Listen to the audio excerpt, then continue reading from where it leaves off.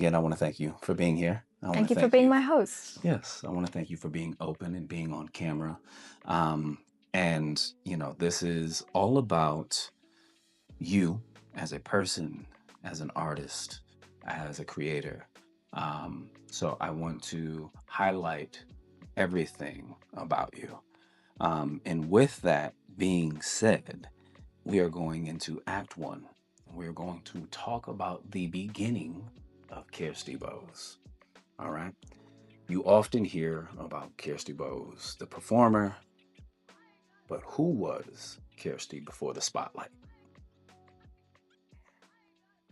That's an easy one. Kirsty was a girl that really just wanted to be on stage all the time. And upon the first touch of music, it was a guaranteed long-term, lifetime relationship with music. Yeah. When did music become a part of your identity? It was around the age of 5 when I walked into a store in my hometown, Somerset West. And I'm pretty certain that I was with my mother. I was with my mother and my aunts, my great aunts. And there was a very well-known music store called Hoyer, spelled Heuer. And it had all the music instruments. I was immediately grabbed by the sounds and by just the presence of the instruments. I tugged my mom, "Can we please go in?" And then just started tinkering on the piano like it was natural, like one of the melodies I've heard at 5. And that's when everyone knew. And then soon after that, my uncle, who was giving a piano away, just gave us the piano. And that piano is still in our house, well, my parents' house today. And yeah, it was a gift because that's where everything really started becoming play and becoming natural. And yeah, it was a foundation for a lot of the things that came to manifest now. Yeah. Did you always know that music was going to be it, that you would be an artist? I always wanted to be an artist. I did not know if I was going to be successful in it, but I knew that I was going to carry it with me throughout my life, regardless of what happens. Yeah. So what did young Kirsty want to be? Young Kirsty wanted to be... she actually wanted to be a Spice Girl. And I remember always wanting to be Posh Spice. Like, that was the Spice Girl I wanted to be. But even if that was someone else that I wanted to be, within that someone else that I wanted to be, it was clear that music was involved, fashion was involved, being on stage was involved. All three intertwined. Yeah. So now we're going to talk about finding your voice. Since music was introduced at 5 and it has been a constant in your life, and reading another interview that you had did with The Citizen, you had talked about struggling to find your authentic voice as an artist. So what did that journey look like for you? It looked like, to put it plainly, it looked like doing covers. Whether it was doing covers with my voice of other artists, and I can name a few, like Amy Winehouse, Adele's. Those are the ones that suited my voice the most. And if we're talking covers in the classical sense, because I studied music and I studied classical music with my instrument, we're talking performing Beethoven sonatas and Brahms sonatas and concertos. So there was that sector.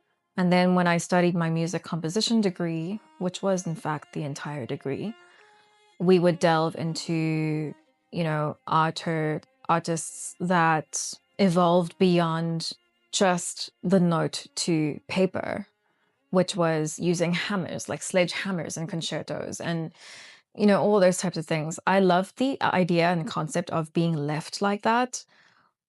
So that's what I took out of it.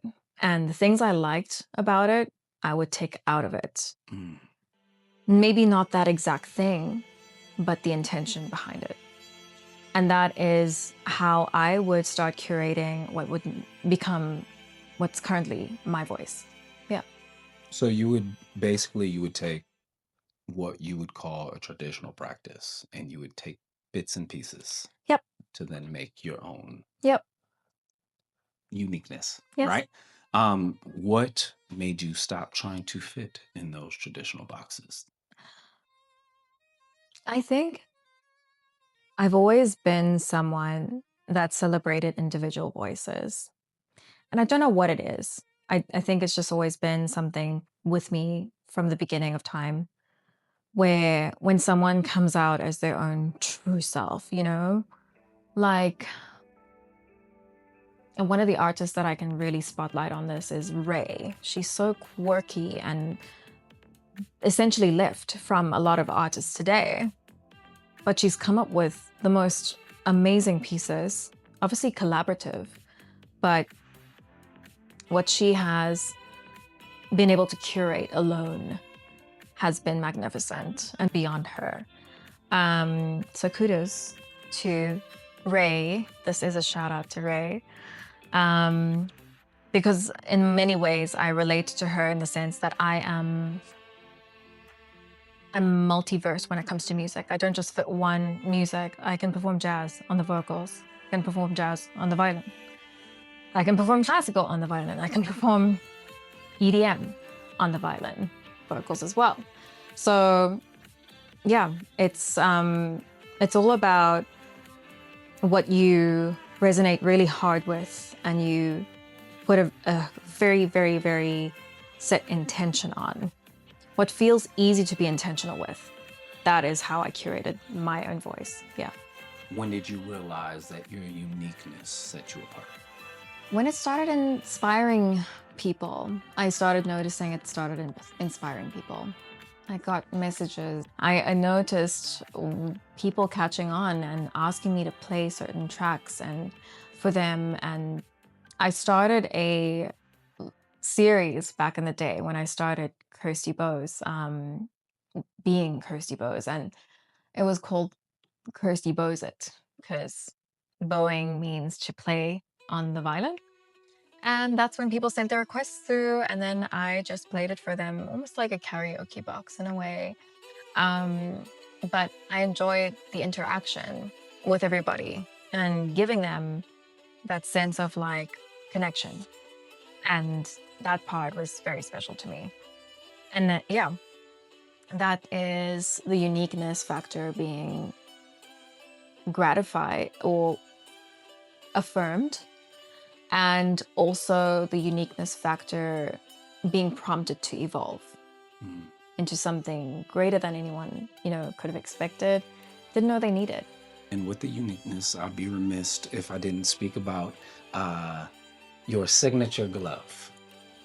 What inspired that signature look? It was a mix of Balenciaga and my grandmother's amazing fashion sense. I'm referring to my dad's mom. Her name was Blanche, which is white in French. And she had the most amazing coats. She also had gloves. And man, I wish I could just take from her closet right now. But yeah, it was a mix of those and my love for vintage fashion as well. And, ironically, I don't wear like vintage, but I like to draw from it. So Mhm. that's the influence. How has South Africa and the South African music industry shaped you as an artist? As most people know, may not know, you start off with music studies on classical terms or traditional terms, let's rather put it that way. But traditional in that sense means classical. So, yes, we got through the bare necessities and the foundations, but there was definitely something missing. And I didn't feel like I could fully, resonate hard with a fully classical trajectory. And that is where the music of my home and my country came in. South Africa's music. So, South Africans listen to a lot of music. In my home, we are a family of, we are a colored family. And colored South Africans are notorious for listening to R&B, hip hop, jazz, and the classics. When I say the classics, I'm talking about the Andrea Bocelli's and yeah, R&B artists. I grew up with Whitney. I grew up with um, Boys to Men. I grew up with, everyone that formed part of Motown and those those backgrounds. So there's that aspect, right? Then I went to school and then I learned about everything else. And I learned about but I went to a private school that exposed me to the South African music. But amongst our peers, we would listen to popular music. It's a whole timeline that I could really need to sum up. But in short, in high school, I got exposed to a whole bunch of styles. And in the music educational space, it was just classical, jazz, and a little bit of South African, right? Mm. So back then, educational systems weren't at the point at which you would fully be immersed in South African style because we're still in a classical story. And of course, I wanted to find out more. And that's where my university studies started getting a little interesting because while we're listening, while we're listening to classical music, I'm out here partying in the, more in the opposite. And to me, I felt a heavier beat. I felt a will to dance with African music. And the sense of Ubuntu was just natural, just like exuded from African music. Now we are going to transition. I want to dive into you, the person behind the brand, the woman that makes it all happen. And I want you to talk a little bit about yourself introspectively and kind of find that line between artist and self. What is the hardest part of being visible? This is going to be sounding really, it's going to sound, the best way to describe it is vast, but, and maybe a little bit of an unpopular opinion. But when you're visible, when you're consistently visible, I feel like people that are consistently visible evolve at a rapid rate. And when you've got people close to you that don't, that's the difficult part. Yeah. Doesn't mean you don't love them any less. It's just there's a communication that you're responsible for. Mm. Yeah. Because I do believe the people that came with you in the beginning should end up with you in the end. Yeah. Call me crazy. How do you protect your creativity? I just have to protect my nervous system, regulate. I need to ground myself every day. And that's a discipline that I'm still evolving into the best optimal one. But getting myself exercised uh, every morning. I know it sounds like something to take for granted, but the more you do that, the more you're like, okay, this is actually, in fact, it's actually neuroscience. Like if you regulate, if you run, you appeal to the very essence of your body, which is the heartbeat, which is rhythm. And if you regulate that way, if you repeat something, if you get better at something, and if you gravitate or set up your home space, because feng shui, for example, is another thing I believe in.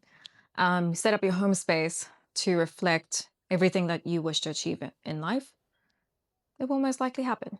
So now I want to talk to you about your work with the Layla Project, helping empower young people through creativity.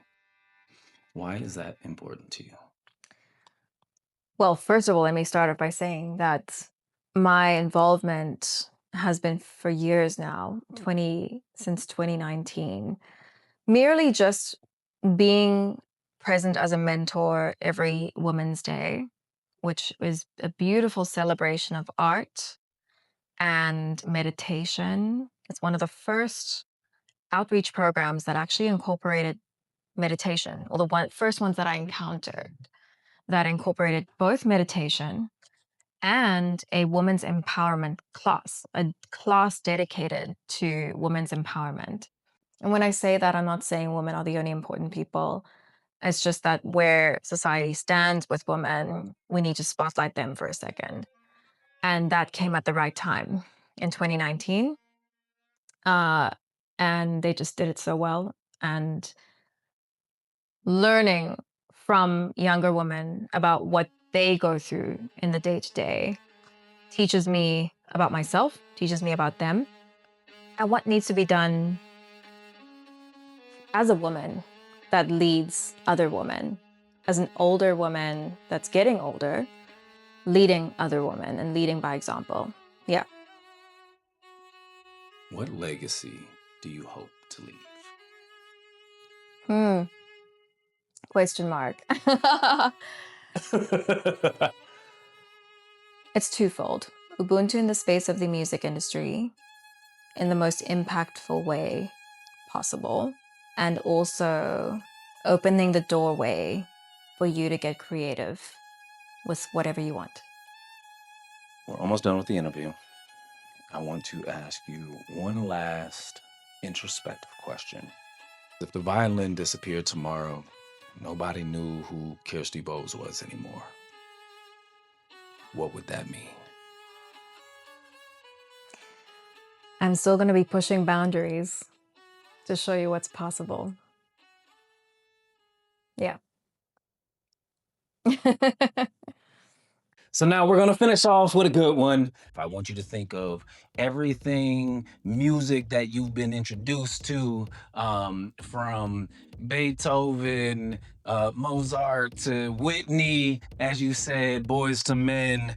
I want you to think of a soundtrack to your life, okay?